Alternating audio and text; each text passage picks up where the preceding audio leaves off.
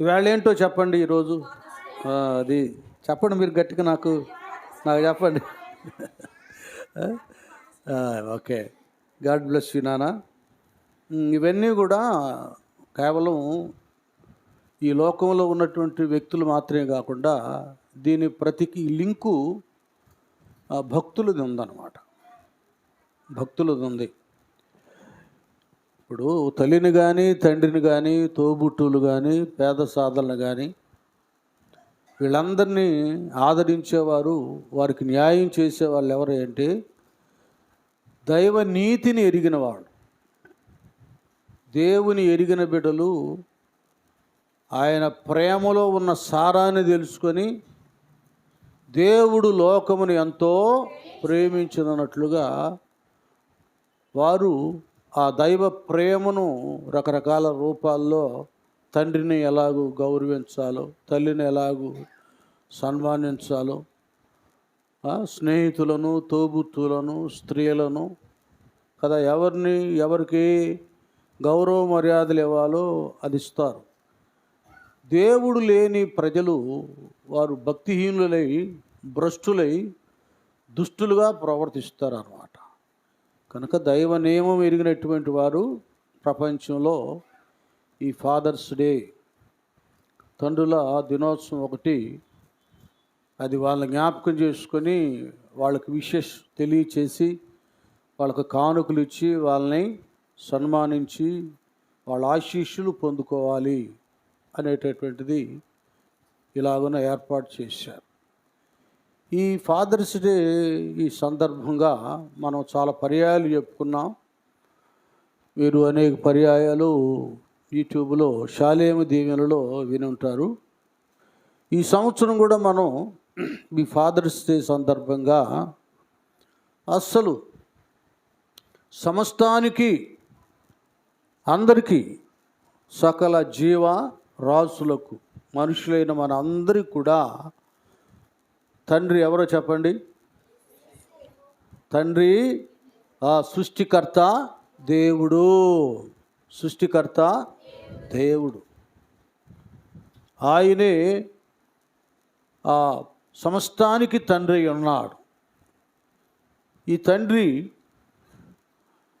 మనం ఈ భౌతిక సంబంధంగా తండ్రి పిల్లలను కంటాడు, అబ్బాయిలను అమ్మాయిలు కదా, కుమారులను కుమార్తెలను.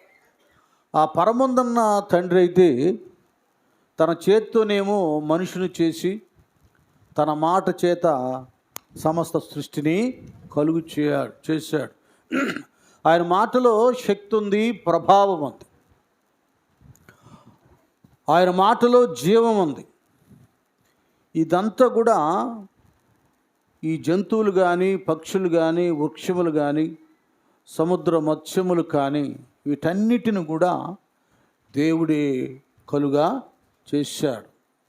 ఆయనే సమస్త నిర్మాణకుడు, సృష్టికర్త, వాటన్నిటి మీద అధిపతి, నాయకుడు, పోషించువాడు, జీవింప చేయువాడు. చూడండి ఒకసారి 104వ కీర్తనలోకి వెళ్దాం. మనం 104వ కీర్తనలో చాలా ఉన్నతమైన విషయాలు, అసలు మీకు కూడా సృష్టికర్త దేవుని యొక్క ఆ కార్యాలను చదివినప్పుడు చాలా ఆశ్చర్యాన్ని, ఆనందాన్ని కలుగు చేస్తాయి. ఈ 104వ కీర్తనలో 10వ వచనం నుండి చక్కగా ఇంపుగా చదువుకుంటూ వెళ్తాం. ఆయన, చూడండి ఎంత చక్కగా ఉన్నాయో, అందరూ చక్కగా వినండి. ఆ బిడ్డ చదువుతూ ఉంటుంది. కొండ లోయలలో నీటి బుగ్గలను పుట్టించును, అవి ఎక్కడ పారుతాయట?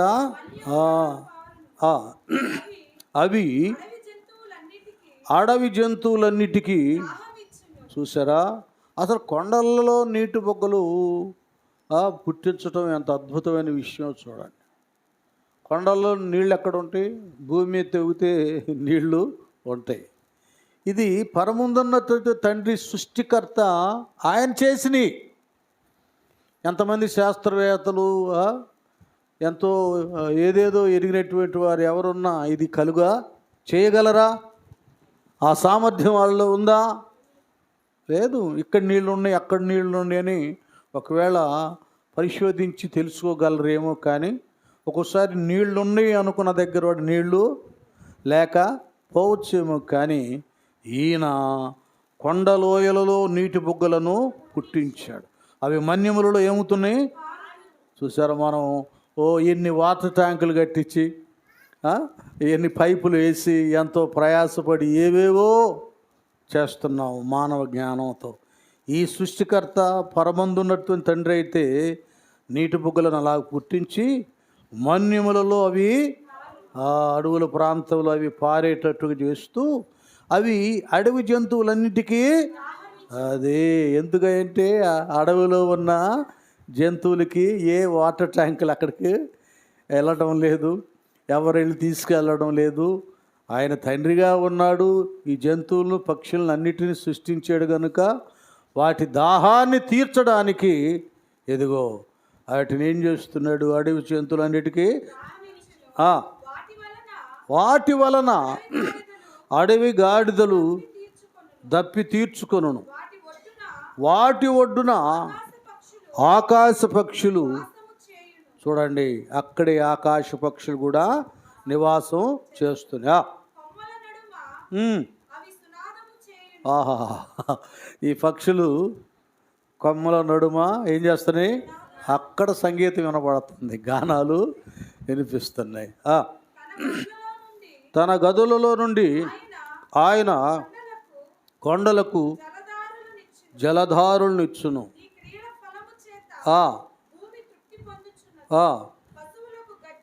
పశువులకు గడ్డిని. చూసారా? మన యొక్క ఉపయోగం కొరకు కూర మొక్కలను ఆయన మొలిపించుచున్నాడు. అందుమూలమున చూసారా ఎంత చక్కటి మాట? భూమిలో నుండి నరుల హృదయమును సంతోషపెట్టు ద్రాక్షారసమును, వారి ముఖములకు వెలుగునిచ్చు తైలమును, మెరుగునిచ్చు తైలమును, నరుల హృదయమును బలపరుచు ఆహారమును. యెహోవా వృక్షములు తృప్తి పొందుచున్నవి, ఆయన నాటిన.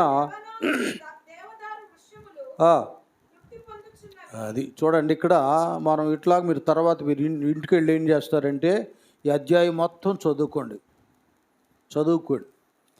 ఆయన పక్షులను, జంతువులను, వృక్షములను, చేపలను ఎలాంటి వాటి ఆహారాన్ని ఆయన తీరుస్తున్నాడో, వాటికి నీళ్లను కావలసినవన్నీ సమృద్ధిగా పంపిస్తున్నాడో అక్కడ మనకు క్లియర్గా అర్థమైపోతుంది. అదే కవులు రచయితలైతే దీన్ని ఒక పాటగా మలిచేస్తారు. ఆయన అందాలు, ఆయన సృష్టి ఎంత సౌందర్యవంతంగా ఆనందదాయకంగా ఉందో చూడండి. ఒక మంచి తండ్రి ఎలాగూ తన కుటుంబాన్ని ఏ బిడ్డకి ఏది కావాలో చక్కగా వాళ్ళకి సమకూరుస్తాడో, వాళ్ళ బాగోగులు చూసుకుంటాడో, పరమందున్నటువంటి తండ్రి మనుషులేగా నన్ను భజిస్తున్నారు, స్తుతిస్తున్నారు అన్నట్లు కాకుండా జంతువులు, పక్షులు కూడా దేవునికి స్తోత్రాలు చెల్లిస్తున్నాయి. ఉదయాన్నే అవి ఇప్పుడైతే ఈ సెల్ టవర్లు వీటి వలన పిచ్చుక అనేది కంటికి కనబడుతుందా? పిచ్చుకలే అసలు ఎట్లా ఉండే మేము చిన్నప్పుడు? రామచిలకలు, గోరెంకలు కదా, గోబలు, పావురాళ్ళు, పిచ్చుకలు, ఇంకా రకరకాల రంగులతో ఉండే పక్షులు.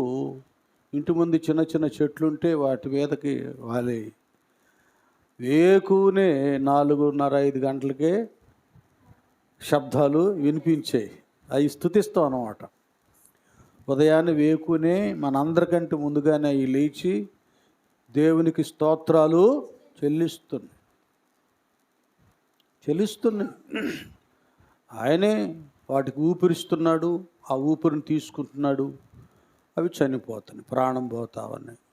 ఇలాగున పరమందున్నటువంటి తండ్రి సమస్త జీవరాశులను ఆదరిస్తున్నాడు, పోషిస్తున్నాడు. నాన్న, ఇది మీరు ఇంటికి వెళ్ళి 104వ కీర్తన మొత్తం చదువుకోండి, అందరు చదవాలి. వీటి సంగతి చెప్తేనే 2 గంటలు పడతాయి కాబట్టి నేను వాటిని టచ్ చేయట్లా, ఎటో వెళ్ళిపోదు సబ్జెక్టు. 147వ కీర్తన 8, 9 వచనాల వరకు చదువు. సృష్టికి కూడా ఆయన సమస్తానికి ఆయన ఆకాశమును మేఘములతో కప్పువాడు, భూమి కొరకు వర్షము సిద్ధపరుచువాడు, పర్వతముల మీద చూడండి ఎలాగుందో, పర్వతముల మీద గడ్డి మొలిపించువాడు, అరుచు పిల్ల కాకులకును ఆయన ఆహారమిచ్చు వాడు.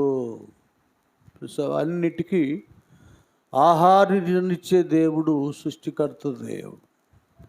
అయితే ఇప్పుడు మనం ఏం చేస్తున్నామంటే అడవిలో ఉన్న జంతువుల్ని, పక్షుల్ని, వీటిని కొందరేమో చంపుకొని ఏనుగు దంతాలాంటి అమ్ముకుంటున్నారు, పులి సింహపు చర్మాలు అమ్ముకుంటున్నారు.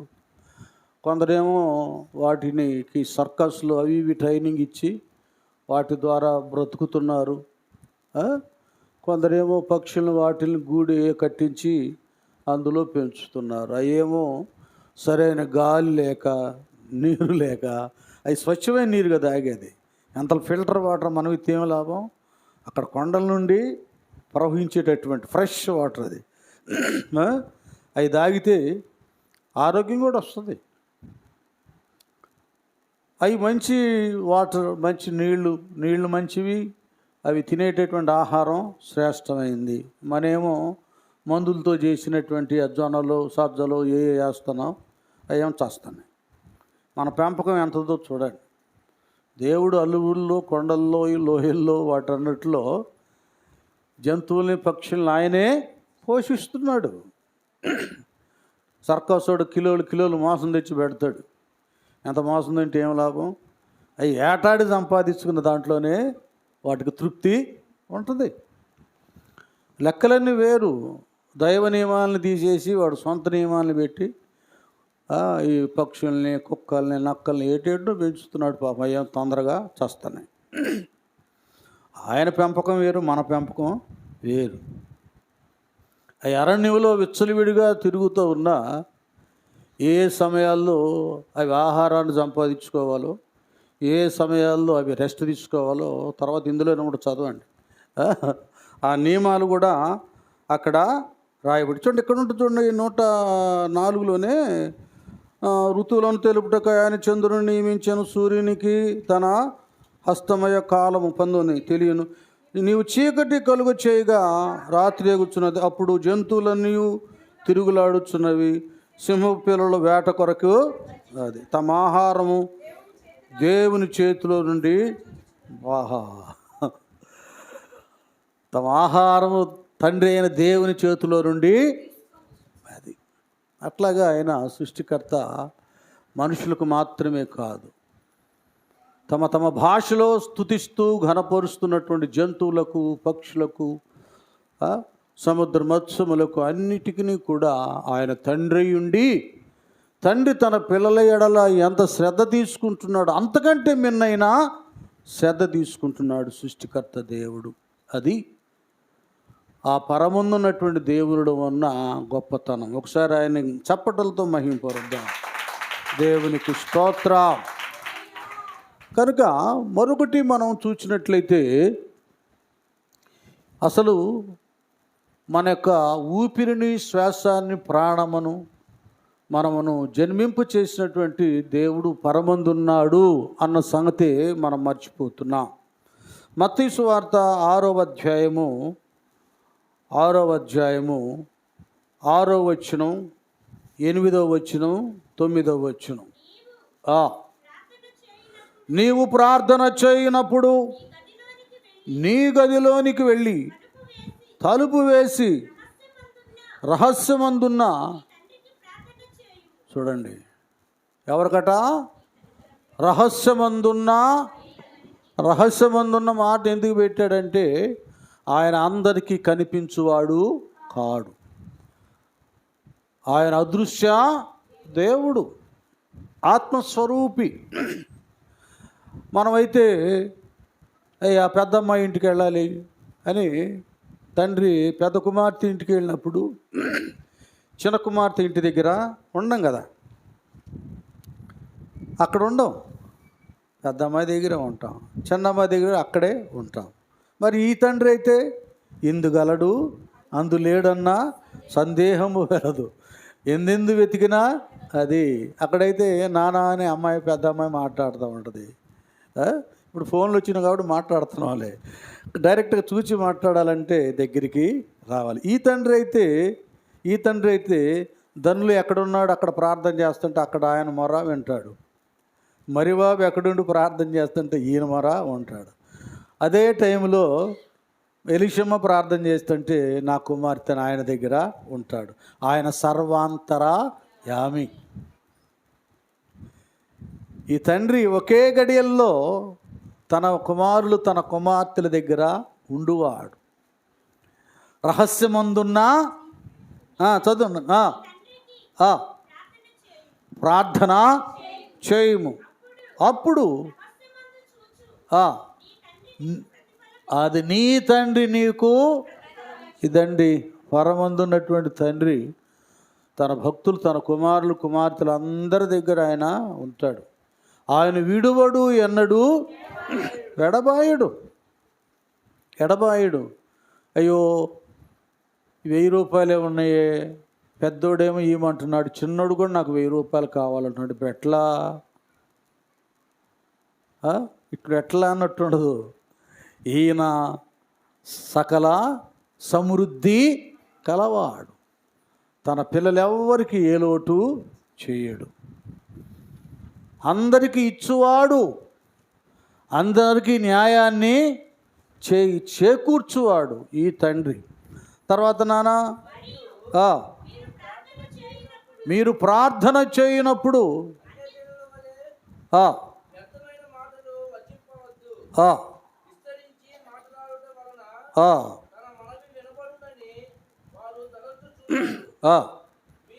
మీరు వారు వల్ల ఇక్కడ 9వ వచ్చి చదువున్నాను. కాబట్టి మీరు ఇలాగూ ప్రార్థన చేయుడి, పరలోకమందున్న మా తండ్రి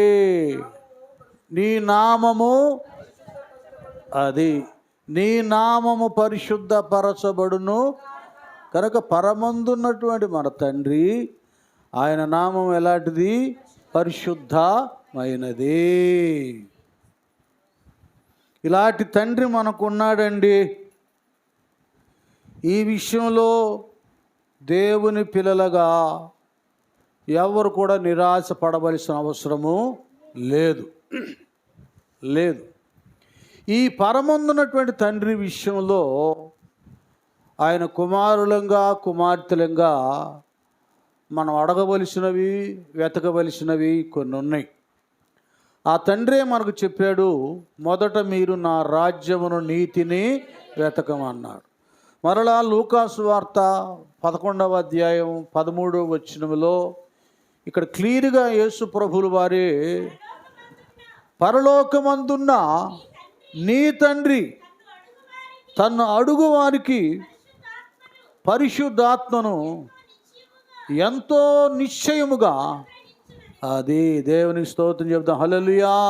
చూసారా, ఇప్పుడు మరొకటి మనమేం అడగాలి? నీతి రాజ్యాన్ని వెతకడం మాత్రమే కాకుండా పరలోకమందున్నటువంటి మన తండ్రిని, అయ్యా నాకు నీ పరిశుద్ధాత్మను అనుగ్రహించమని ప్రార్థన చేస్తే ఎంతో నిశ్చయముగా అనుగ్రహిస్తాడు. అది తండ్రిని అడగవలసినవి కొన్ని ఉన్నాయి. లోకంలో కూడా వయసును బట్టి బిడ్డలు అడగాలి. వాడు 7th class 6th class 7th చదువుతా వాడికి అప్పుడే బైక్ కావాలంటే ఎట్లా కొనిస్తాడు చెప్పండి? సైకిల్ కూడా కొనేడు. వాడు సరిగ్గా తొక్కలేక ఎక్కడ పడతాడు అని. అలాగే ఆధ్యాత్మిక విషయంలో మన ఆత్మీయ ఎదుగుదలను బట్టి, వయస్సును బట్టి దేవుడు మనకు కృపావరాలను అనుగ్రహిస్తాడు. చిన్నపిల్లోడికి బ్లేడ్ ఇస్తే వాడు పెన్సిల్ చెక్కుంటాం కాదు, చేతులే చెక్కుంటాడు. కత్తిస్తే ఎక్కడ పొడుస్తాడో, ఎవరు పొడుస్తాడు.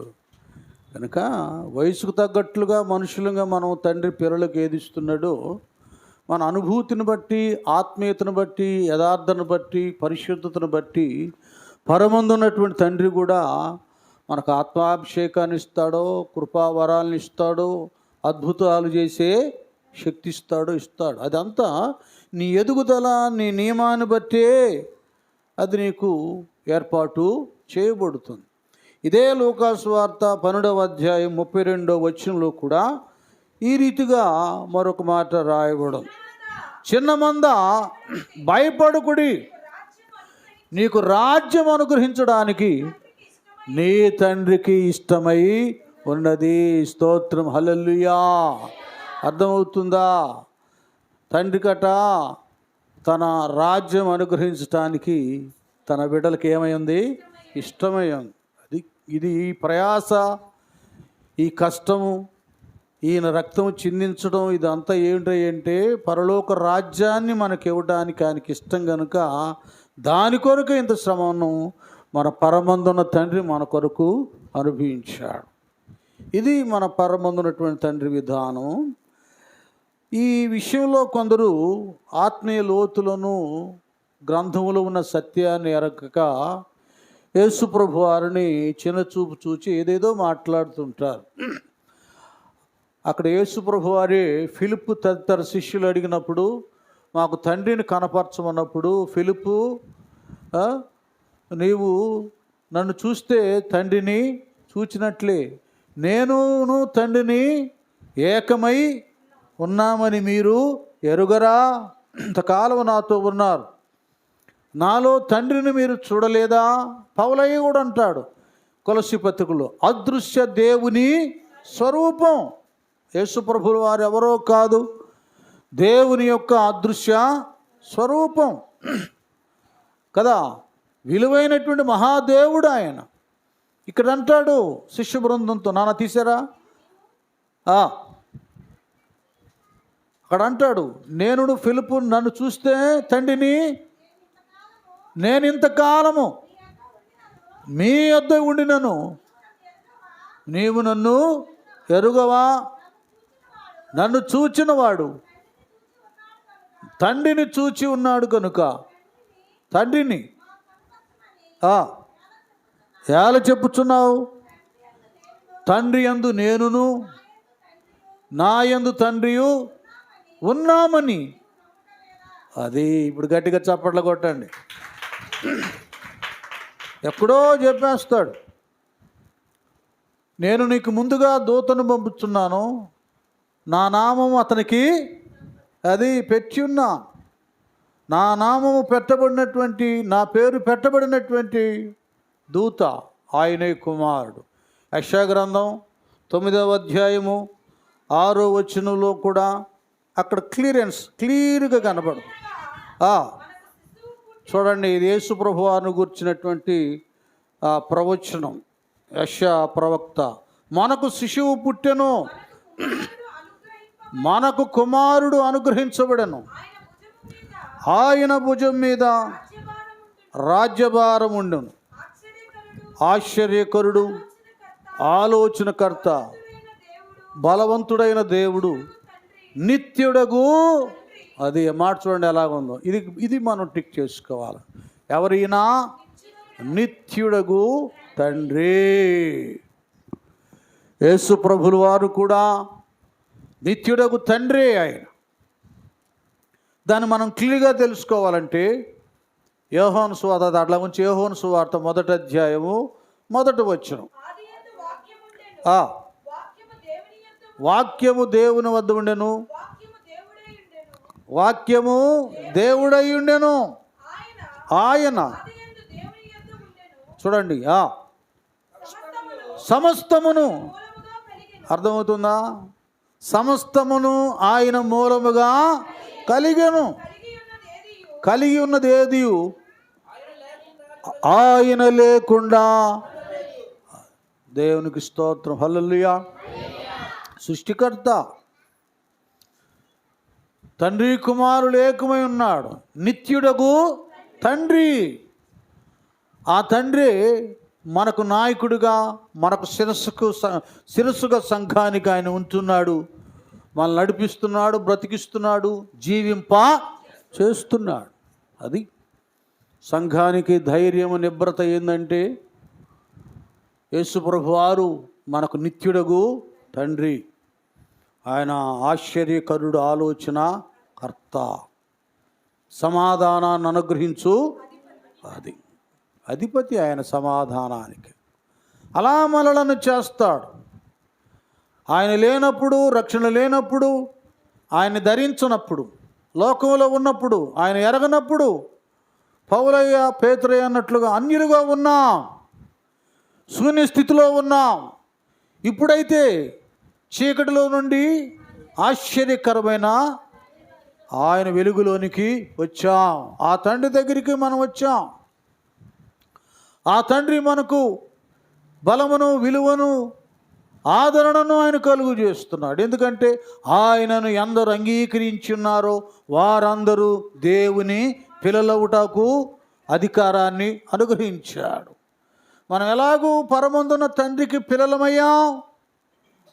పిల్లలమయ్యామంటే ఆయన యందు విశ్వాసం ఉంచుట ద్వారా, ఆయన దివ్యమైన అమూల్యమైనటువంటి నిర్దోషమైన రక్తము చేత కడుగబడట వలన మనం ఆయన పిల్లలముగా తీర్చబడి ఉన్నాం.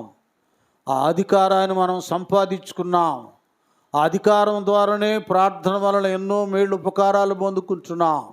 అధికారాన్ని బట్టే చీకటి శక్తులను, దుష్ట శక్తులను, శోధకుణ్ణి యేసు రక్తమే జయము, యేసు నామమున గద్దించి వాడిని తరుముతున్నాం. ఇలాంటి ఆధిక్యతను మన పరమందున్నటువంటి తండ్రి మనకు అనుగ్రహించాడు గనుక ఈ ఫాదర్స్ డే రోజున ఆత్మీయ బిడ్డలు ఎవరు పరమందున మాకు ఒక తండ్రి ఉన్నాడు, మేము అనాథులము కాము, ఏ గడియలో ఏది మాకు అవసరమో మా అనుదిన ఆహారము నేడు మాకు దాయిచ్చేమన్నట్లు మాకు ఇస్తాడు. అది ఇది నానా కొందరు కుమారులు కొద్దిగా కలవరపడుతున్నారు. వారు కలుగుతున్న శ్రమను బట్టి, కష్టాన్ని బట్టి, కొన్ని ఇబ్బందులను బట్టి వారు సతమతం అవుతున్నారు. అయ్యో ఎలాగు మా పరిస్థితి, ఎలాగు దేవుడు మమ్మల్ని మర్చిపోయాడా, మమ్మల్ని విడనాడాడా, మాకు దూరం అయిపోయాడా, లేక నా భక్తి సరైంది కాదా, నేను నా తండ్రి ఇంట్లో సరైన నియమంలో బ్రతకడం లేదని రకరకాల సందేహాలతో, అనుమానాలతో దిగజారిపోతున్నారు. మీ ఏ విషయంలో కలవరపడవలసిన అవసరం లేదు. ఈ తండ్రి ఎలాంటోడంటే, ఈ లోకముందన్న తండ్రి కొన్ని బలహీనతలను బట్టి, బిడ్డ చేస్తున్నటువంటి కొన్ని అవిధేయత కార్యాలను బట్టి తరిమేస్తాడు, కొడతాడు, తిడతాడు, త్రోసేస్తాడు. ఇవ్వవలసిన ఎవడేమో కానీ ఈ తండ్రి ప్రేమ గలవాడు కదా. చిన్న కుమారుడు అంత ఆస్తి అంత తీసుకొని వెళ్ళిపోయినా మరలా ఎప్పుడు వస్తాడో అని ఎదురు చూస్తున్నట్లుగా ఈ యేసు ప్రభుల వారు, ఈ తండ్రి ఒకవేళ మనం బలహీనమైన, దూరస్తులమైన మరలా నా బిడ్డ నా దగ్గరికి వస్తాడు, నా కుమార్తె నా దగ్గరికి రావాలి, వస్తుంది, ఆయన చేతులు చాపి ఎదురు చూస్తూనే ఉంటున్నాడు. వస్తే ఎందుకు వచ్చావురా, అన్ని తీసుకొని దోచుకొని వెళ్ళిపోయి మళ్ళీ నీకు అన్ని ఇవ్వాలా అని బయటికి త్రోసివేసేవాడు కాడు. మన బలహీనతలోనే మనల్ని క్షమించి ఆదరిస్తుంటే నీవు ఆయన ఇంట్లోనే ఉన్నావు, తండ్రి ఇంట్లోనే ప్రార్థనలో, భక్తిలో బ్రతుకుతున్నావు. ఇప్పుడు వస్తున్న సమస్యలు, ఆర్థిక ఇబ్బందుల ద్వారా తల్లడిల్లిపోతున్నావు. ఆయన నన్ను విడిచిపెట్టాడేమో అనుకుంటున్నావు. లేదు కుమారుడా, కుమార్తె, ఆయన ప్రేమగల తండ్రి. ఆయన నిన్ను విడువడు, ఎన్నడూ ఎడబాయడు, ఆదరించువాడు. నానా కొరింథీ పత్రికలు ఎప్పుడు మనం చదువుకుంటామే, ఒక్కొక్కసారి మనకు వచ్చే మన తండ్రి మనకు పెట్టే పరీక్ష ఎలాగుంటుందంటే అది అలాగుంటుంది. 1 కొరింథీ 10లోనేనా చూడండి, అనేక పర్యాలు చెప్పుకుంటున్నాం. మనం మొయ్యలేనంత పెట్టడు, మనం మోసేంత భారమే మన మీద ఈ తండ్రి వేస్తాడు. ఎందుకంటే మనకు ట్రైనింగ్ ఉండాలి కదా, సోమరులు చేయడు ఈ తండ్రి. చదువునానా. అది దేవుడు ఎలాంటి వాడు? పరమందున్న తండ్రి అయిన దేవుడు నమ్మదగిన వాడు. మీరు సహింపదగినంత కంటే ఎక్కువగా. అది ఎంతవరకంట? సహింప. అది నువ్వు నేను. ఎందుకంటే ఇవన్నీ మీరు బాగా వినాలి, అర్థం చేసుకోవాలి. పిల్లలకు ఒక తర్ఫీదు అనేది ఒకటి ఇవ్వకపోతే, చదువులో తర్ఫీదు కదా, ఎక్సర్సైజ్లో తర్ఫీదు, జనరల్ నాలెడ్జ్లో తర్ఫీదు, ఏదైనా వర్క్ ఉందంటే దాంట్లో తర్ఫీదు. ఇదివరకు ఎక్కువగా ఆ వృత్తులు ఉండే. చెప్పులు కుడుతున్నాడు అనుకోండి, చక్కగా తండ్రి కూర్చోబెట్టుకొని వాడికి ఎలాగెలా కుట్టాలో, ఎక్కడ దేన్ని ఏది వాడాలో అది నేర్పించేవాడు. వాడు చదువుకుంటున్న బిడ్డ. ఎందుకంటే ఆ చేతి వృత్తి అనేటటువంటిది ఎప్పుడు పడితేప్పుడు స్వచ్ఛంగా స్వేచ్ఛగా వెళ్ళిపోయి 4 చెప్పులు కొట్టుకుంటాం, 10 రూపాయలు తెచ్చుకుంటాం, ఇంకెవరంటే వెళ్ళిపోవడం. ఇది ఒక స్వేచ్ఛ అన్నమాట. ఎవడి మీద ఆధారపడకుండా తన కష్టార్జిత మీద ఆధారపడటం. వాళ్ళు చదువుకున్నా కూడా ఆ రోజుల్లో బిడ్డలకు నేర్పించేవాళ్ళు. ఇస్త్రీ చేస్తున్నారు అనుకో, బిడ్డలకు నేర్పించేవారు కదా. ఇంకా ఈ చేనేత కదా, ఈ వస్త్రాలు ఇవన్నీ నేర్పించేవాళ్ళు, టైలరింగ్ నేర్పించేవాళ్ళు. కనుక ఆ రోజులు అందుకే కనుక కేవలం స్టైల్గా చదువుకుంటమే కాకుండా తండ్రి ఆ వృత్తులు వాళ్ళకి నేర్పించేవాళ్ళు. కనుక వాళ్ళకి ఆర్థిక లోటులు, ఇబ్బందులు ఉండేవి కావు. పిల్లాడే ఆ నేత నేస్తూ, ఇస్త్రీ చేస్తూ, టైలరింగ్లో ఏ బటన్స్ అవి కుడుతూ కొన్ని డబ్బులు సమకూర్చుకునేవాడు. ఇట్లా ఉండేది. స్వయంగా తనకు తాను బ్రతకగలడు. అలాగే పరమందున్న మన తండ్రి మనకు తర్ఫీదు ఏంటంటే, మనకు ట్రైనింగ్ ఏంటంటే శ్రమను, శోధనను సహించడం. చెప్పండి, దాన్ని సహించడం. ఇవి కావాలి. ఈ శోధన, శ్రమ మనం సహించకపోతే, భరించకపోతే ఆయనకు నిజమైన కుమారులంగా, కుమార్తెలంగా తీర్చబడము. ఎందుకంటే మన తండ్రి కూడా మనలను రక్షించడానికి, పరలోక వాసులుగా చేయడానికి కలువరు శిలువలో ఎన్నో శ్రమలు అనుభవించాడు. అరే వీడికి అచ్చం వాళ్ళ నాన్న పోలికరా, ఈ అమ్మాయికి వాళ్ళ నాన్న పోలికే అచ్చం చూడు ఎలాగ ఉంది అంటారు ఏంటి? కనుక మన తండ్రి పోలిక ఏమిటంటే శిలువ శ్రమానుభవము. ఇది రావాలి, ఈ పోలికలు కావాలి. ఎంతవరకు అంట? మళ్ళీ చదువునానా. ఎంతవరకు? మనము సహింప. అది అంతకంటే ఇప్పుడు నువ్వు శ్రమలో ఉన్నావు, ఇది నువ్వు సహించగలవు అంతే కుమార్తె. ఇప్పుడు కష్టంలో ఉన్నావు, నువ్వు దాన్ని భరించగలవు. మించిన భారం నీ మీద ఆయన వేయడు. అదొకటి గుర్తుపెట్టుకోండి. నెక్స్ట్, అంతేకాదు సహింపగలుగుటకు ఆయన శోధనతో కూడా, అది తప్పించుకున్న మార్గాన్ని, అదనమాట. ఎలాంటి వాడంటే మన తండ్రి. ఇది నా వైపు చూడండి నాన్న. పక్షిరాజుని గురించి మనం చెప్పుకొని ఉంటాం చాలా పర్యాయాలు. అన్ని పక్షుల వలె కాదు అది. పక్షిరాజు ఆ బిడ్డలు గుడ్లో నుంచి బయటకు వచ్చిన తర్వాత ఆ ఆహారాన్ని తీసుకొచ్చి ఆ బిడ్డలకు అందిస్తూ ఉంటుంది. అవి తింటుంటే ఎంతబట్టికి ఆ తడి అంతా ఆరిపోయి చక్కగా రెక్కలు వచ్చి, ఆ రెక్కలు ఒక్కోసారి అట్లాగే కింది నుండి కూడా ఇట్లాగా ఆడిస్తుంటాయి కదా. ఇవన్నీ గమనిస్తుంది తల్లి పక్షి, తండ్రి పక్షి గమనిస్తాయన్నమాట. గమనించిన తర్వాత పెడతా ఉంటే, తింటా ఉంటే, నేను ఎంతకాలం వీళ్ళతో ఉంటాను, వీటికి ఇవిగా స్వయంగా ఆహారాన్ని సంపాదించుకోవాలి అని మెత్తటి గూడు పెట్టి, అప్పుడు దాకా గూడులో ఉంచి చక్కగా ఆహారం పెట్టేటటువంటి ఈ తల్లి లేక తండ్రి పక్షి ఆ గూటిని చెదరి కొట్టేస్తాం. చెదరగొట్టగానే ఆ చెట్టు ఆ పైన చిటారి కొమ్మనున్న గూడు చెదిరిపోయేలేకి అక్కడి నుంచి ఈ పిల్ల పక్షులు కింద పడిపోతూ ఉంటాయి. పడిపోగానే ఆటోమేటిక్గా వాటికి భయము కలిగి రెక్కలు ఆడిస్తాయి. గట్టిగా చప్పట్లు కొడదాం. అది ఎందుకు పరమందున తండ్రి నీకు శ్రమ కలుగు చేస్తున్నాడంటే నువ్వు రెక్కలు ఆడించాలి. ప్రార్థన అనే రెక్కలు ఆడించాలి. నా కుమారుడు నా కుమార్తె మీలో ఎవరికైనా శ్రమ సంభవించిన ఏం చేయాలి? ప్రార్థన చేయాలి. ప్రార్థన రెక్కలు ఆడించటానికి. హల్లెలూయా, హల్లెలూయా. దిగులు పడిన వేళలలో దరి చేరిన దేవా, అవమానపు చీకటిలో బలమిచ్చిన నా దేవా, దిగులు పడిన వేళలలో దరి చేరిన దేవా.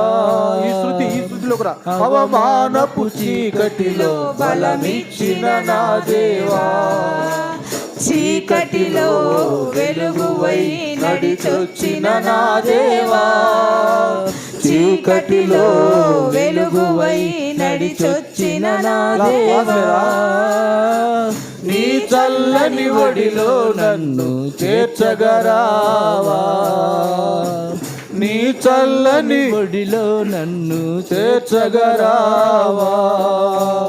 ఆధారం నాకు ఆధారం, నాకు తోడు నీడై ఉన్నా నీ కృపయే ఆధారం.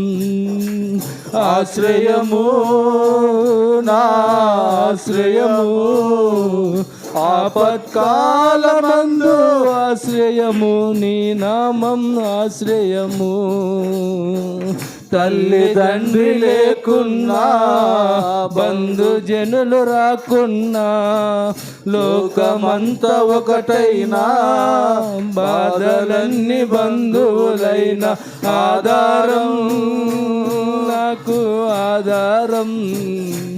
నాకు తోడు నీడై ఉన్నా నీ కృపయే ఆధారం, తోడు నీడై ఉన్నా నీ కృపయే ఆధారం. స్తోత్రం, హల్లెలూయా. కనుక దేవుని పిల్లలంగా మనం ఉన్నాం. పరమందున మన తండ్రి ఉన్నాడు. ఎందుకు ఈ శ్రమ అంటే, పక్షిరాజు ఆహారం పెడుతున్న తన బిడ్డలకు పక్షిరాజు గూటిని రేపుతుంది. ఇవి ఇలాగే ఉంటే సోమరి అయిపోతాయి. రెక్కలు పెంచుకుంటాయి, పొట్ట పెంచుకుంటాయి, కానీ తాము పెరగటానికి శ్రమను పెంచుకో అని రేపుతుంది అన్నమాట. అవి భయపడి ఇట్లా ఆడిస్తూ ఉంటాయి. ఒకసారి ఏమైందంటే, అప్పుడు నేను 6th or 5th చదువుతున్నాను. అక్కడ పెద్ద బావి ఏర్పాటు చేశారు. అందులో ఈతేస్తున్నారు. నేను చూడటానికి వెళ్ళా. 4-5 లోపల ఉన్నారు, ఈదుతూ ఉన్నారు. తాగుబోతుడు ఏం చేశాడంటే, నన్ను ఇసురు అందులో వేసాడు, బావిలో పడేసాడు. బావిలో వేసేసాడు.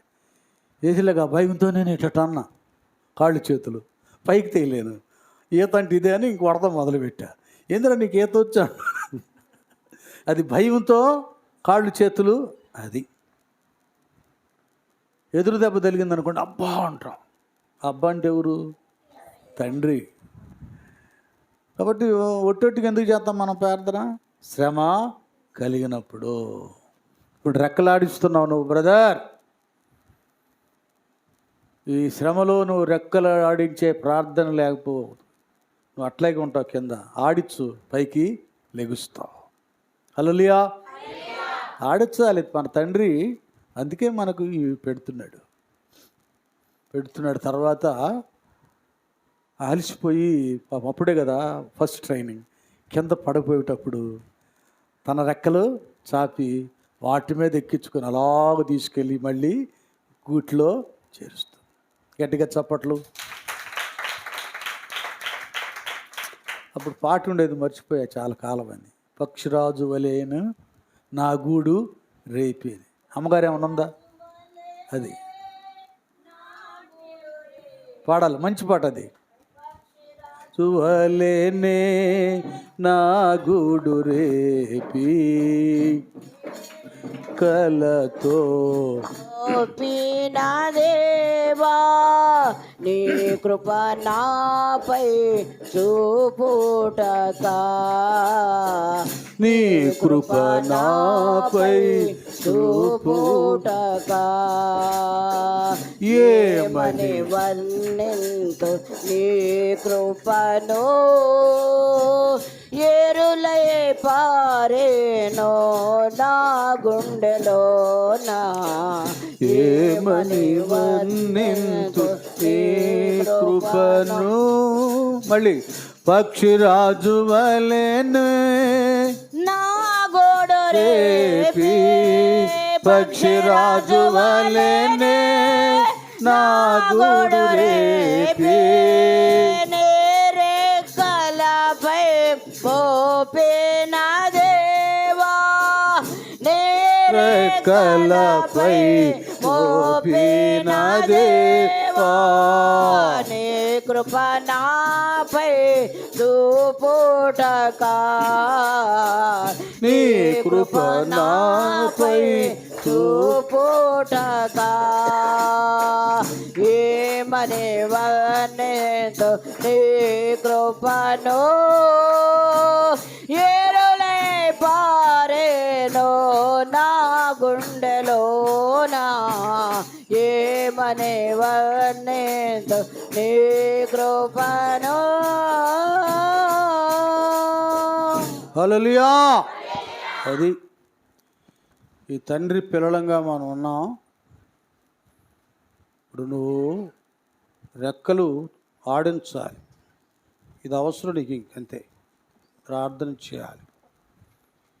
కలిసిపోయి అలాగూ పడబోయే స్థితిలో ఆయన రెక్కలు చాపి తన కృపతో నిన్ను పైకి లేవనెత్తుతాడు. హల్లెలూయా. ఇది నిజం, నిశ్చయం. ఇలాగ నీకు జరుగుతుంది. నీకు ఈ గతే, ఈ స్థితి ఉండదు. నీ కొరకు ఆయన ఏర్పాటు చేసిన స్థితి చాలా ఉన్నతమైనది. ఆయన మహిమ ఐశ్వర్యము చేత నీ ప్రతి అవసరత తీరుస్తాడు. ఇంకంతే.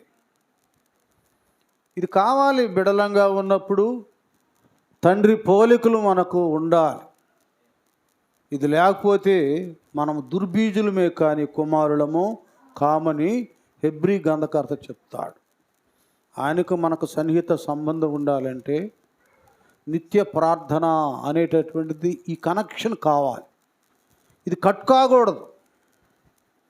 కొంతమంది దేవుడు నాకు అది ఇచ్చాడు, ఇది ఇచ్చాడని తింటా త్రాగుతూ సోమరులుగా, నిష్ప్రయోజకులుగా, వ్యర్థులుగా ఉంటున్నారు. మళ్ళీ వాళ్ళు సాక్ష్యాలు చెబుతారు, ఓ దేవుడు నాకెంతో చేశాడు అంటారు. దేవునితో, తండ్రితో బంధం, సంబంధం లేనటువంటి బ్రతుకది. శ్రమ అనేటటువంటిది ఒక రూట్ నీకు ఉండాలి, ఆ మెట్టు నీకు ఉండాలి. అప్పుడే నువ్వు తండ్రికి ఇష్టమైన కుమారుడవు, కుమార్తెవు. ఇది మర్చిపోవద్దు. ఇప్పుడున్న సమస్యను నీ తండ్రే తొలగిస్తాడు. ఎవరెవరో కాదు, ఎవరిని ఆయన ప్రేరేపిస్తాడో. ఎవరో మన దగ్గరికి వస్తారు, ఇస్తారని కాదు. ఆయన ఇష్టం. ఎవరిని పంపిస్తాడో, ఎవరి చేత సహాయం చేయిస్తాడో, ఎవరిస్తారో, ఏం చేస్తారో మనకు తెలియదు. నేను చాలా పర్యాయాలు చెప్తున్నాను, సందర్భాన్ని బట్టి ఇంకొకసారి చెప్తున్నా. ఒక సేవకుడు అయినా, మరి చిన్న ఉద్యోగం ఉంటే దేవుడు పిలుపు మేరకు అది వదిలేసి సమర్పించుకొని దేవుని సేవ చేస్తున్నాడు.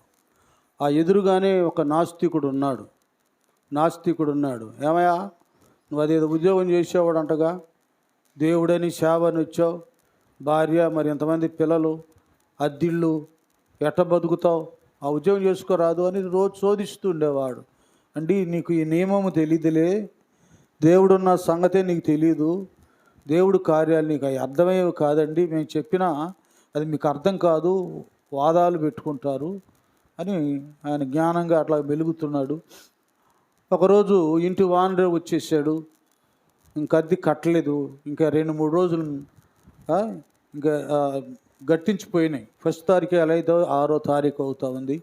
ఇంక వెంటనే ఆయన వచ్చి, ఏంటండి పాస్టర్ గారు అది ఇవ్వలేదు ఏంటండి ఇంకా అన్నీ వెళ్ళిపోయాడు. చూసావా, అది దేవుడు కడతాడా చెప్పు? అది దేవుడు కడతాడా? వచ్చావు ఇట అదన్నావు, అన్నీ వదిలిపెట్టుకున్నావు, దేవుడు సేవను వచ్చావని ఎగతాళి చేసి వెళ్ళిపోయాడు. వెంటనే కొద్దిగా బాధేసి పాస్టర్ గారు గదిలోకి వెళ్ళిపోయి ఇట్లాగే కిటికీ తెరిచి ప్రార్థన చేసుకుంటున్నాడు. ఏం చేసుకుంటున్నాడు పాదిరి గారు? ఈ నాస్తికుడు ఆయన తిట్టాడని ఏడుతున్నాడా, ఏం చేస్తాను చూడటానికి వెళ్ళి మా గురించి ప్రభువా అని అడుగుతున్నాడు. ఇక ఆయన ఏం చేసి చూడండి, నాస్తికుడు ఏం చేశాడు? ఒక 30 రూపాయలు 40 రూపాయలు జేబులో అది టపామంట మొఖాన్ని వేశాడు. ఆమె అనగానే ఆ రోజుల్లో ఒక 30 40 ఎగతాళిగా వేసాడు. ఎట్లా వేసాడు? మొత్తాన్ని దేవుడే ప్రేరేపించాడు.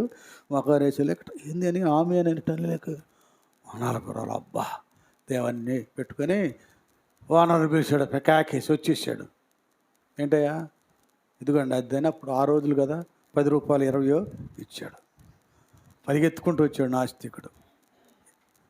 ఎక్కడే డబ్బులు అన్నాడు. ప్రార్థన చేశానండి, ప్రభు నాకు ఇచ్చాడన్న.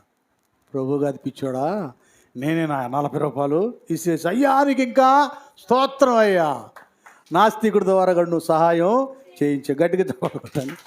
అలా ఉంటాయి మన తండ్రి కార్యాలు, ఆశ్చర్యములు. అవి కంటికి కనబడవు, చెవికి హృదయానికి. అది మన తండ్రి పేరే ఆశ్చర్యకరుడు. దిగులు పడద్దు, హ్యాపీగా ఇంటికి వెళ్ళిపోండి. మంచి రిజల్ట్ మీకు వస్తాయి. ఎవరైనా దిగులు పడొద్దు. ఎవడు నీకు టెన్షన్ పుట్టిస్తున్నాడు వాడికి ఇప్పుడు టెన్షన్ పడుతుంది. కదలకుండా నీ దగ్గరికి వచ్చేస్తారు. ఎవరు అభ్యంతరంగా ఉన్నారో ఇక అభ్యంతరంగా ఉండరు.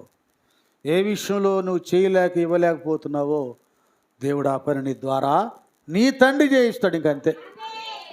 పరమందున్న మా తండ్రి, అది మీరు విశ్వసించండి.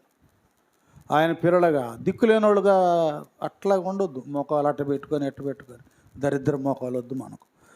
మనం శ్రీమంతుడి బిడ్డలో, మనం రాజకుమారులు, యువరాజులు, యువరాణులు. ఎప్పటికైనా ఏ స్థితిలో ఉన్నా కూడా ఏనుగే పాత సామెత, చచ్చినా 10,000 బతికినా. కనుక ఆ స్థితి ఆయన బిడ్డలంగా మనకు ఉంది. అంతేగాని అంటే వచ్చిన తెప్పలు ఏంటంటే చెప్పమంటారా, అందరం చాలామంది ఏం చేస్తున్నారంటే వాళ్ళ అప్పుల వైపు, వాళ్ళ సమస్యల వైపు, వాళ్ళ కష్టాల వైపు, ఇబ్బందుల వైపు, వాటి మీద దృష్టి, వాటి మీద ఆలోచన, వాటి మీద తలంపులు, వాటిని గురించి ఆలోచిస్తూ నిద్ర లేక నిద్ర పట్టక కొట్టుకులాడుతూ వాటి మీదే మనసు దృష్టి పెడుతున్నారు. కానీ ఇవన్నీ తొలగించే ఒక ఆయన ఉన్నాడు. ఆయన మీద మనం దృష్టి పెడితే మన తండ్రి అయిన దేవుడి మీద ఇవన్నీ తొలగి పోతాయని చాలామంది దేవుని మీద దృష్టి పెట్టడం లేదు. మన ప్రతి నిత్యం ఆయన మీద దృష్టి మనకు ఉండాలి. శ్రమ గడియల్లో శ్రమల మీద, కష్టాల మీద కాకుండా ఎక్కువ దేవుని మీదే మనం దృష్టి ఉంచాలి. కొండల తట్టు నా కన్నులెచ్చున నాకు సహాయము ఎక్కడి నుండి వచ్చిన? యెహోవా వలననే నాకు సహాయము కలుగును.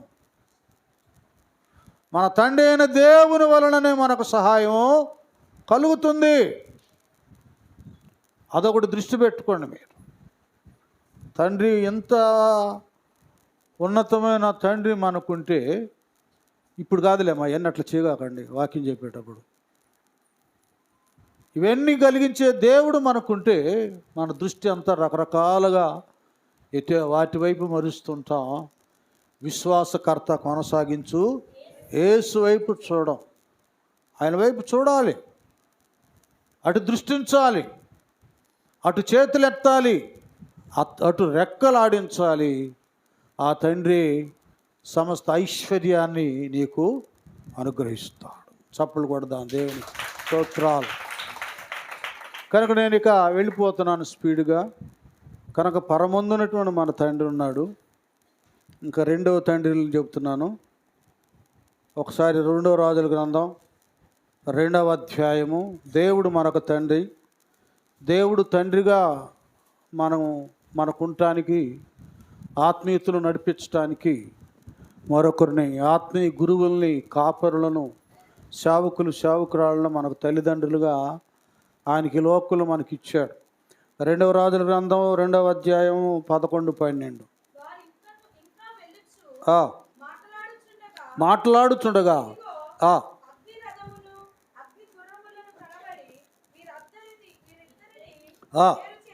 వీరిద్దరిని వేరు చేశాను. అప్పుడు ఏలియా సుడిగాలి చేత ఆకాశానికి ఆరోహణమాయను. ఎలీషా అది చూచి నా తండ్రి రథమును రౌతులను, అది ఏమంటున్నాడు ఎలీషా ఏలియా అని ఏమన్నాడు చెప్పండి? వీళ్ళిద్దరు ఏమయ్యున్నారు మీరే చెప్పండి. అది గురువు శిష్యులు. అంటే శిష్యునికి గురువు ఎలాంటి వాడు? అలాగే మరి శిష్యుడు గురువుకి ఎలాంటి వాడు? కుమారులాంటి వాడు. తండ్రి కుమారుల బంధం, తండ్రి కుమార్తెల బంధం. సేవకులు యొక్క విశ్వాసులు తండ్రి కుమారుల బంధం. అది తండ్రి కుమార్తెల బంధం, ఆత్మీయ బంధం, పవిత్రమైన బంధం. ఇది దేవుడు మనకిచ్చిన వారు భూలోకంలో మనల్ని నడిపించడానికి, బ్రతికించడానికి, ఆత్మీయతలో ఉజ్జీవింప చేయటానికి కదా. పౌలయ్య ఏమంటాడు తన ఆత్మీయ కుమారుడు తిమోతి? నా కుమారుడా చెప్పాలి, నా కుమారుడా తిమోతి, దేవుని కృప చేత బలవంతుడవు కమ్ము. ఏమంటాడు నాన్న? నా కుమారుడా క్రీస్తు యేసునందు కృప చేత. అది కాబట్టి ఇక్కడ సేవకులు, సేవకురాళ్ళు మనకు తల్లిదండ్రులుగా ఉంటూ ఉన్నారు. ఇక్కడ కొరింథీ మొదటి పత్రిక క్రీస్తునందు 4:14 నుంచి అనమాట. మీకు ఉపదేశకులు 10,000 మంది ఉన్నను, తండ్రులు అనేక మంది ఉండరు. ఉపదేశకులు వాళ్ళ ప్రసంగం, వీళ్ళ ప్రసంగం మీరు యూట్యూబుల్లో, టీవీల్లో ఆడ వినొచ్చు. వినండి, బాగా అర్థం చేసుకోండి. అందరూ యూట్యూబ్లు ఇప్పుడు మీరు చూస్తున్నారు. కొందరు నా బోటోళ్ళు మీకు ఒకవేళ మేము కొత్త వారమై మా ప్రసంగాలు మీరు వినొచ్చు, మీరు సభలకు రావచ్చు, యూట్యూబ్లో కూడా వినొచ్చు. కానీ వాళ్ళ ఉపదేశాలు మీరు వినొచ్చు. కానీ కనబడినోడు పతోడు రోడ్డు అమ్ముడు పోయే వాళ్ళందరూ తండ్రులు కారు. భౌతికంగా బిడ్డలకు ఒక తండ్రి ఎలాగ ఉంటాడో, రోడ్డు పోయేవాళ్ళు ఇంటి పక్కన ఉంటే బాబాయ్, అంకులు, ఇంకేదో అనొచ్చు. వాళ్ళ తండ్రులు కాదు, కన్న తండ్రులు కాదు. మీరు ఎక్కడ మారు మనసు పొంది బాప్తిస్మం పొంది రక్షించబడ్డావో కదా. ఉపదేశులు అనేకులున్నా తండ్రులు అనేకులు లేరు. ఎవరు? కింద ఇంకా రాస్తాడు చూడండి, భలే. క్రీస్తు యేసునందు సువార్త ద్వారా నేను మిమ్మలను కంటిని కనుక మీరు నన్ను పోలి నడుచుకొని వారై ఉండవలెనని మిమ్మల్ని బతిమాలుకొనుచున్నాను. వాక్యం ద్వారా నా పిల్లలు డిస్టర్బ్ చేస్తున్నారు. వాక్యం ద్వారా ఏం చేశాడు? కన్నాడు. నువ్వు ఎక్కడ రక్షించబడ్డావో నీ కొరకు కన్నీరు విడిచి, నీ గృహాలు ధరించి వాక్యం ద్వారా కని ఉన్నారు మీ ఆత్మీయ తల్లిదండ్రులు. వారే మీకు ముఖ్యం. అనేక మంది బోధలు వినొచ్చు, ప్రసంగాలు వినొచ్చు, ఏమైనా వినొచ్చు. కానీ కనబడినటువంటి పైన గొడవ చేస్తున్నారు మా పిల్లాడు ఎవడో. అనేక మంది రావచ్చు పోవచ్చు, కానీ వాళ్ళందరూ తండ్రులు కారు. ఒకసారి యూట్యూబ్లో చూశారు అన్నమాట. ఆ అమ్మాయి మన దగ్గరే బాప్తిస్మం పొందింది. ఒక ఆయన బెల్లంకొండ డాడీ మమ్మీ అని పిలుస్తున్నాడు. చిన్నపాస్టర్ గారు చూశాడు. అది డాడీ మమ్మీ అని పిలుస్తున్నారు. అవసాన కాలం ఉన్నప్పుడు దర్శించింది మనవాళ్ళు, దేవుళ్ళు నిలబెట్టింది మనవాళ్ళు. చూడండి ఎంత దుర్మార్గంగా తయారయ్యారో. ఆధ్యాత్మిక విషయాల్లో ఈ దినాల్లో విశ్వాసులు కూడా కృతజ్ఞత, మనస్సాక్షి, యథార్థత లేదు. ఒకడు యాక్సిడెంట్ అయి చచ్చి బతికే సమయంలో ఉంటే వాళ్ళ కొరకు సంఘం అంతా ప్రార్థన చేసి, వాడు వెళ్ళిపోయి ఏదో చేసి నాకు భయంకరమైన యాక్సిడెంట్లు దేవుడు కాపాడాడు. ఎట కాపాడాడు అండి? చూడండి ఎంతమంది ప్రార్థనలు. ఇలాంటి మనస్సాక్షి కృతజ్ఞతలు లేనటువంటి వారు సంఘాల్లో చాలామంది ఉన్నారు. కనుకనే అప్పుడప్పుడు కట్టి డెకరేషన్లు వేసి ఏర్పాటు చేసినటువంటి మందిరాలకి బ్యాచ్ అంతా పరిగెత్తుంది. వాడు సూటు బూట్లు టక్కులు వాళ్ళే అన్నీ భలే ఘనతగా ఉన్నతంగా ఉన్నాయి, చాలా హ్యాపీగా ఉన్నాయని అక్కడ పరిగెత్తున్నారు. అనేక మంది ఉండొచ్చు, తండ్రులు అనేకులు ఉండరు, ఒక్కరే తండ్రి. ఎవరు నీ కొరకు కన్నీరు విడిచి నేను బాప్తీసులోకి ఇచ్చి రక్షించి నిలబెట్టారో వాళ్ళు ఉండాలి. ఈ దినాన చాలామంది తమ కాపరులు, తమ పాస్టర్లు, తమ ఆత్మీయ తండ్రులు విలువ తెలియకుండా వాళ్ళు గాయపరుస్తున్నారు, దుఃఖపరుస్తున్నారు, సంఘాలని చిన్నాభిన్నం చేస్తున్నారు. వాడు వెళ్ళిపోయిందే కాకుండా మరికొందరిని లాక్కు వెళ్ళటం, ఆత్మీయ తండ్రులకు ఏడుపును పుట్టిస్తున్నారు. దీర్ఘాయుష్వంతుడట్లు నీ తండ్రిని తల్లిని సన్మానించాలని భౌతికంగా ఉంటేనే ఆత్మీయ తల్లిదండ్రులను ఇంకెంత సన్మానించాలి, గౌరవించాలి.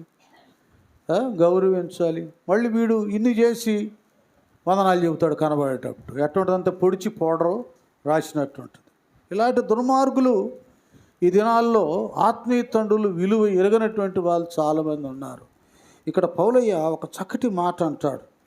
గలతీయులు రాసిన పత్రిక 4:19లో ఎంత గొప్ప మాట అంటాడంటే, టైం అవుతుంది, నేను ముగిస్తాను. ఇంకొకటే తండ్రిని గురించి చెప్పి, నా పిల్లలారా క్రీస్తు స్వరూపము మీ యందు ఏర్పడు వరకు మీ విషయమై మరలా చూడండి. తల్లి ఒక్కసారి కనేటప్పుడే ప్రసవ వేదన అయితే ఆత్మీయ తండ్రి తల్లి అయిపోతాడు అనమాట. ఆత్మీయ తండ్రి తల్లి అయిపోతాడు. ఎట్లా ఒక తల్లి బిడ్డను కలిగేటప్పుడు ప్రసవ వేదన పడుతుందో, వీడేమో పడి లేగుతుంటాడు, మందిరానికి వస్తాడు, పోతాడు, ప్రార్థన చేస్తాడు, మానతాడు. కొంతమంది వాళ్ళు విచిత్రంగా ఉంటారు కదా, ఎప్పుడు వస్తారో తెలీదు, ఎప్పుడు పోతారో తెలీదు, ఎప్పుడు నవ్వుతారో తెలీదు, ఎప్పుడు ఏడుస్తారో కోపంగా ఉంటారో తెలియదు, ఎప్పుడు సమాధానంగా ఉంటారో తెలీదు, ఎప్పుడు రివర్స్ అవుతారో తెలియదు. ఇలాంటి విచిత్రమైన వ్యక్తులు ఉంటారు. ఇలాంటి వాళ్ళు బాగవ్వాలని మీ ఆత్మీయ తల్లిదండ్రులు దేవుడి దగ్గర ఎంత విజ్ఞాపన చేస్తారో తెలుసా? అది వాళ్ళకి అర్థం కాదు. మీ విషయమై మరలా నాకు అది మళ్ళీ మళ్ళీ మళ్ళీ మళ్ళీ ఇర్మియా ప్రవక్తుడు అంటాడు, ప్రసవ వేదన కలుగుతుంది అన్నమాట. ఇది మీ అమ్మ మీ నాన్న తని కానీ పడేసి ఎటో పోతారు. వాడు నువ్వు తాగుతున్నప్పుడు రోడ్ల అమ్మడి తిరుగుతున్నప్పుడు పట్టించుకోరు. ఒకవేళ ఆడేందో వరకు తిరుగుతున్నాడే అంటాడు, కానీ అతన్ని మార్గానికి తీసుకు రాలేరు. మీ ఆత్మీయ తల్లిదండ్రులైతే మీ కొరకు పరమందున్న తండ్రిని అడిగి ఆ కుటుంబం బాగుండాలయ్యా, ఆ బంధకాల నుంచి విడిపించబడాలయ్యా అని ఒక కాపులి వారి వలె మన తల్లిదండ్రులు తిని హాయిగా నిద్రపోతున్నా మన కొరకు ఏర్పాటు చేసిన దేవుడు ఆత్మీయ తల్లిదండ్రులు మన కొరకు విజ్ఞాపన చేస్తారు అర్ధరాత్రి వేళ కూడా. ఆ భారాన్ని పరమందున్న తండ్రి ఈ ఆత్మీయ తండ్రి మీద పెట్టాడు.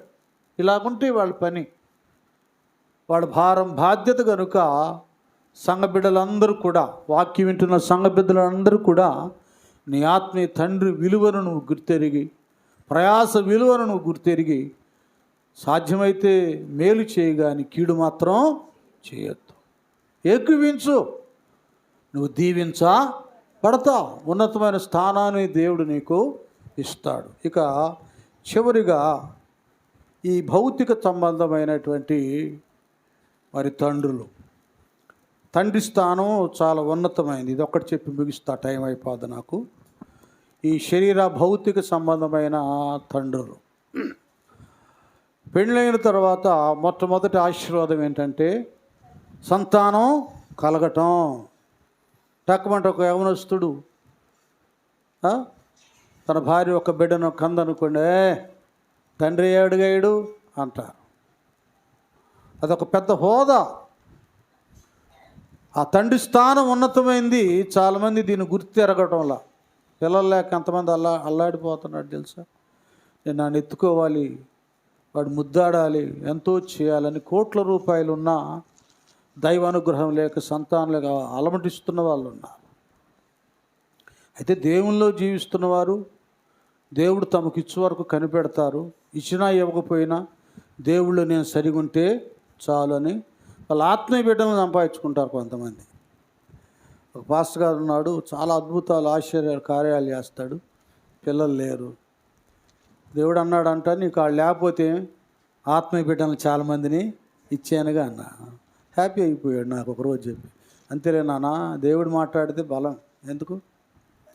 కనుక తండ్రి అనేటటువంటిది ఒక ఉన్నతమైన స్థానం. అది దాని విలువలు చాలామందికి తెలియటం లేదు.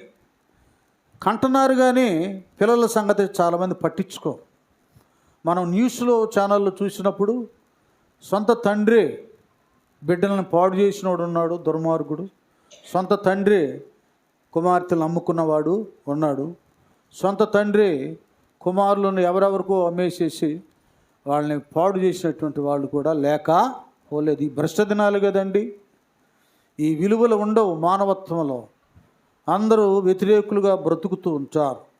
తండ్రి అంటే బిడ్డల్ని పెంచాలి, పోషించాలి, పెద్ద చేయాలి, వాళ్ళని ఉన్నతంగా తీర్చాలి. అందరికీ ఉన్నతమైన మాదిరికరంగా కుటుంబానికి తండ్రి ఉండాలి. ఎలాగనాలంటే పిల్లలు మా డాడీ రియల్ హీరో అనాలి. ఏమనాలి? మా డాడీ రియల్ హీరో అనాలి. అట్లా అనిపించుకో, అబ్బా మా డాడీ అదే సంగతి ఎత్తగాకరా, తాగొస్తాడు, కొడతాడు, తిడతాడు, ఇంట్లో అన్నీ అమ్ముకుంటాడు. ఇలాంటిది రాకూడదు.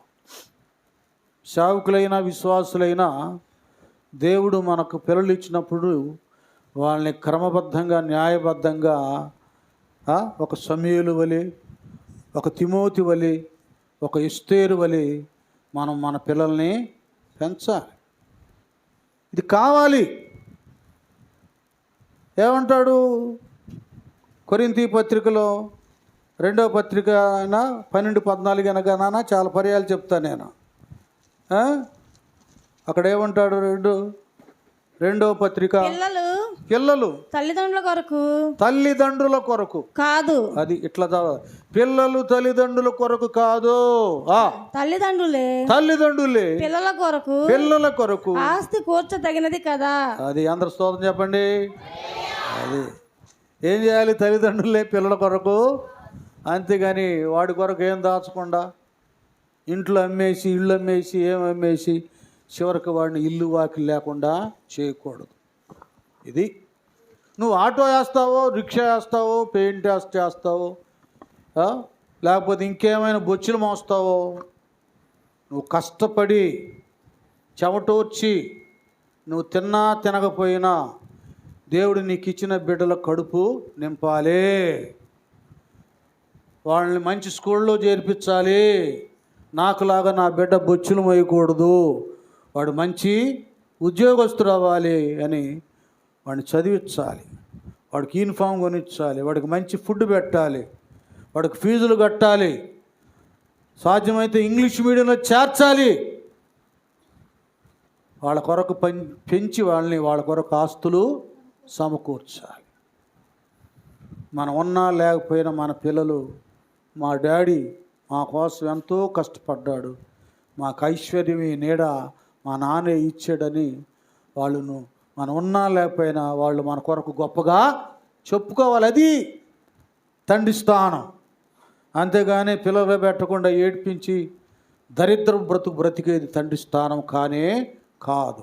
ఎఫెసీ 6లో చూడండి నాన్న, తండ్రులారా మీ పిల్లలకు కోపము రేపక, చూడండి ఏమన్నాడు? కోపము రేపక ప్రభు యొక్క శిక్షలోను బోధలోను వారిని పెంచుడి. అది తండ్రులు నిజమైన తండ్రులుగా తీర్చబడాలంటే ముందు తండ్రి యెహోవా యందు భయభక్తులు కలిగి ఆయన త్రోవలు యందు నడుచుకోవాలి. అది నువ్వు నిజంగా రియల్ డాడీ, రియల్ ఫాదర్ అవ్వాలంటే నీవు ఈ లోకంలో నీ డబ్బును చూసుకొని, నీ స్నేహితులు చూసుకొని ఉంటే ఆ స్నేహితులే నిన్ను దుర్వ్యసనాలకు లోను చేసి లౌకికానికి లోకానికి లోను చేసి నీ తండ్రి స్థానాన్ని నుండి నేను తప్పించవచ్చు.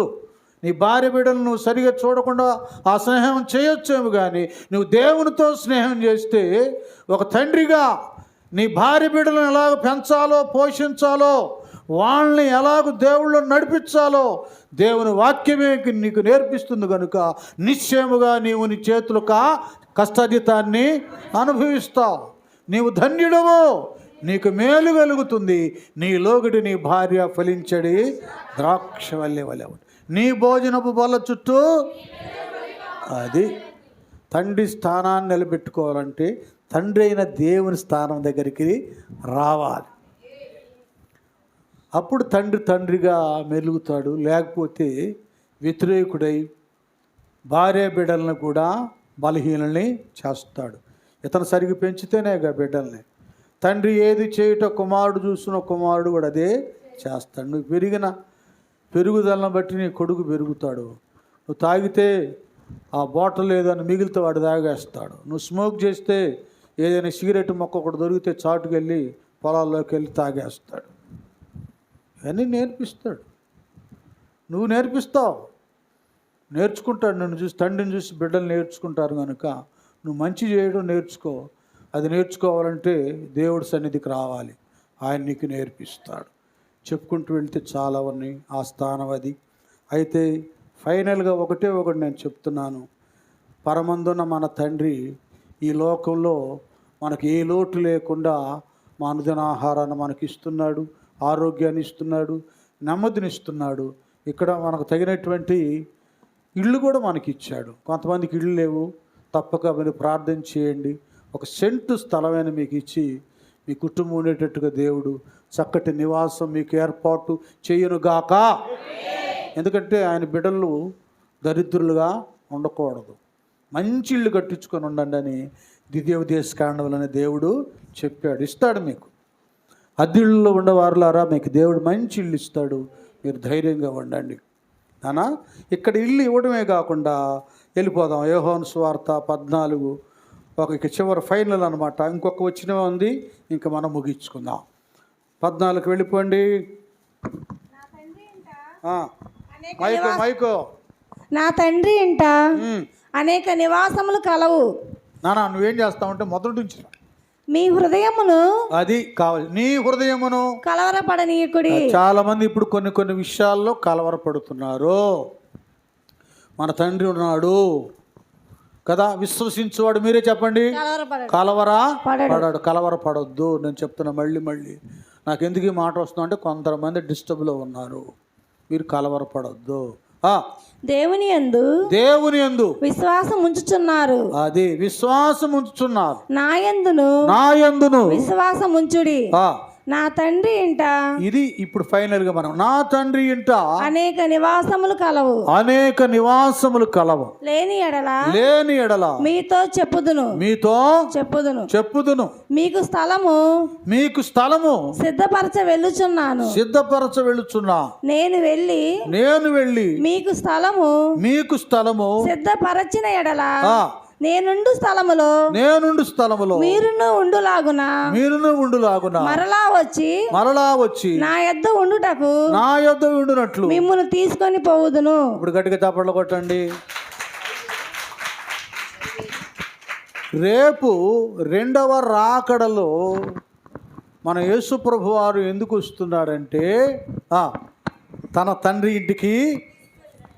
ఇంట అనేక భక్తులకి నువ్వు ఎప్పుడైతే రక్షణ పొందుకున్నావో, నువ్వు ఎప్పుడైతే క్రొత్తగా జన్మించావో, ఇక్కడ ఒక బిడ్డ పుట్టినప్పుడు ఫలానా దంపతులకి అబ్బాయి పుట్టింది అమ్మాయి పుట్టిందని జన రిజిస్టర్లు ఎలాగ రాస్తారో, నువ్వు క్రొత్తగా జన్మించినప్పుడు నీటి మూలముగా ఆత్మ మూలముగా రక్షించబడి బాప్తిజం పొందినప్పుడు మన పేర్లు జీవగ్రంథములో రాయబడండి. అక్కడ నీ కొరకు స్థలము సిద్ధపరచబడుతుంది. ఆ స్థలములో ఇక్కడ మనం ఒక స్థలం ఉన్నప్పుడు రూపాయి దాచిపెట్టుకొని కొంత డబ్బు నాకు ఎట్లా ఇల్లు కట్టుకుంటామో, ఇక్కడ మన ఆత్మీయంగా మన శ్రమ ప్రయాస ప్రార్థన, పరిచర్య, దేవుని కొరకు ఇవ్వడం, మన దశమ భాగం, మన కష్టార్జితం, ఈ విజ్ఞాపన, సహవాసం, ఇది ఒక పరలోక ధనము మన కొరకు సిద్ధపడుతుంది. వాటితో దేవుడు దూతల ద్వారా అక్కడ మన కొరకు నివాసాలు ఏర్పాటు చేస్తాడు. ఈ లోకాన్ని విడిచిపెట్టిన తర్వాత అది శాశ్వతమైంది పరలోకం. మన తండ్రి ఇంట ఆ నివాసాల్లో మనం ఉంటాం. ఇక్కడ మనకు ధనాన్ని బట్టి ఎట్లాగా రేకులతోనో లేకపోతే స్లాబ్ వేస్తామో, లేకపోతే ఇంకా డూప్లెక్స్ హౌస్ కట్టిస్తామో, మంచి బంగ్లాగా నిర్మాణం చేస్తామో, ఇక్కడ మన కన్నీరు ప్రయాసన బట్టి అక్కడ మన కొరకు నివాసం కూడా ఏర్పాటు. నా తండ్రి ఇంట ఏమన్నాడు? అది అనేక రకాలన్నమాట. అందరికి ఒక రకంగా అది నీ ప్రయాసను బట్టి నిర్మాణం. అది మన తండ్రి మన కొరకు సిద్ధపరిచాడు. ప్రకటన 7:14-17 ఒకరు, ప్రకటన 14:13 ఒకరు, 14:13 ఒకరు, 7వ అధ్యాయము. నేను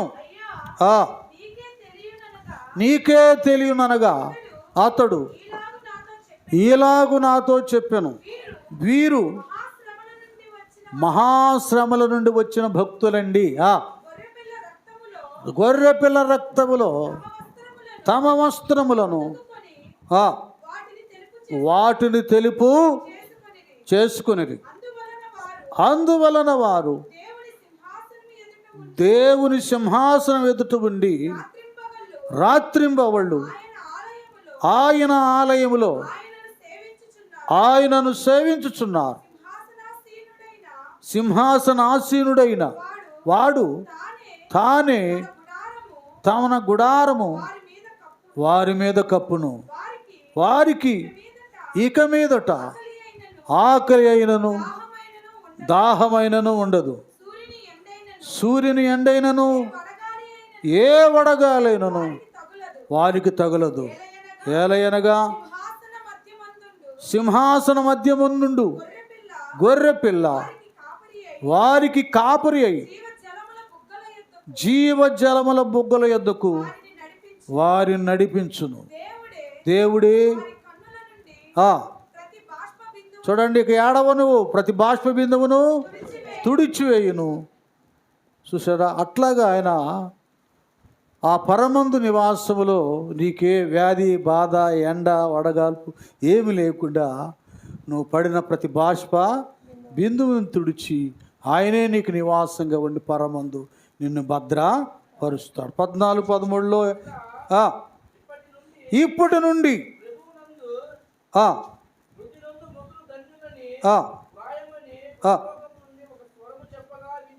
ఇప్పుడు చదువు. నిజమే, వారు చూడండి అక్కడ పరలోకంలో ఇక్కడ ఏముండవు, ప్రయాసాలు మాని విశ్రాంతిగా ఉంటాం, రెస్ట్. ఇంకా అక్కడ మెయిన్ ఏంటంటే వారి క్రియలు వారి వెంట పోవునని. అర్థమవుతుందా? ఇప్పుడు ఏంటంటే అక్కడ మనం నివాసాన్ని సంపాదించుకోవాలంటే ఇప్పుడు మన వెంట ఏం రావాలి? క్రియలు. ఏ క్రియలయ్యి అది ఏ క్రియలు? సత్క్రియలు. అది సత్క్రియలు కావాలి. మంచి పనులు చేయాలి, మంచి ప్రవర్తన కలిగి ఉండాలి, పరిశుద్ధత కలిగి ఉండాలి, యథార్థత కలిగి ఉండాలి, భక్తి కలిగి ఉండాలి, ప్రార్థన కలిగి ఉండాలి కదా, దేవుని సన్నిధి కలిగి ఉండాలి. ఈ సత్క్రియలే మన వెంటొచ్చి మన నరకానికి వెళ్ళనివ్వక ఎక్కడికి తీసుకెళ్తాయి? పరలోకానికి తీసుకువెళ్ళి నిత్య నివాసాన్ని, శాశ్వత ఆనందాన్ని కలుగా చేస్తే గనుక పరమందున్న మన తండ్రి ఇట్టి భాగ్యాన్ని మనకిస్తాడు గనుక ఒకటి భౌతికపరమైన తండ్రులుగా మన బిడ్డల పక్షంగా మనం చేయవలసిన పనులు మనం చేద్దాము తల్లిదండ్రులుగా.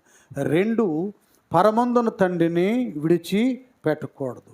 3 మనకిచ్చిన ఆత్మీయ తండ్రి ఎడల వినయము, విధేయత, నమ్మకత్వాన్ని కలిగి ఉందాం. మన నియమంలో మనం ఉంటే దేవుడు మనకి ఇవ్వవలసినటువంటి ధన్యతను, భాగ్యాన్ని, నివాసాన్ని మనకు అనుగ్రహిస్తాడు. తల్ల వంచండి, ప్రార్థన చేసుకుందాం. అందరూ హృదయాలు తెరవండి. అందరూ కూడా ఒక నిమిషం ప్రార్థన చేయండి. అసలు తల్లిగా తండ్రిగా మనం ఎట్టుంటున్నాం మన బిడ్డల ఎడల. 2 మన గురువు ఎడల మన సేవకురాడలు ఎలాగుంటున్నాం. అసలు ప్రథముగా మన దేవుడు పరమందున తండ్రి ఎడల ఎలాగుంటున్నామో పరిశీలన చేసుకొని మన హృదయాలను ఆయన సన్నిధిలో కుమ్మరించి సరైన రీతిగా బ్రతుకుదాం. ప్రార్థించుకుందాం. అమ్మా లలిత ప్రార్థన చేయని ఆయన అందరూ కూడా ఏకీభవించండి. హల్లెలూయా స్తోత్రములు స్తోత్రములు స్తోత్రములు స్తోత్రములు. మహాగణుడా, పరిశుద్ధుడా, జీవాధిపతి యేసయ్య, నీ బంగారు పదాలకు వందనాలు, స్తుతి స్తోత్రాలు చెల్లిస్తూ ఉన్నానయ్యా. గడిచిన పునరుద్ధాన దినం మొదలుకొని ఏ విధంగా నన్ను నడిపించావో ఈ విధంగా మమ్మల్ని కూడా మీరు నడిపిస్తూ బలపరుస్తూ ఉన్నారు. అందుని బట్టి నీకు స్తోత్రాలు చెల్లిస్తూ ఉన్నానయ్యా. పరమందున్న మా తండ్రి, మా కొరకు నువ్వు దాచిన ఈవులు మేలులు సమస్తాన్ని పొందుకోవడానికి కావాల్సిన ప్రార్థన శక్తి జీవితాన్ని మాకు అనుగ్రహించమని వేడుకుంటూ ఉన్నామయ్యా. దేవా, ఇత్తడి సర్పం వైపు చూసి నా తండ్రి ప్రభువా ఏ విధంగా నాయన వాళ్ళ ప్రాణాలు కాపాడుకున్నారో నా తండ్రి ప్రభువా, ఈ లోకంలో ఉన్న మేము శ్రమల వైపు చూడకుండా పరమందున మా తండ్రి నీ వైపు చూస్తూ నాయన తండ్రి ప్రభువా ఈ శ్రమలు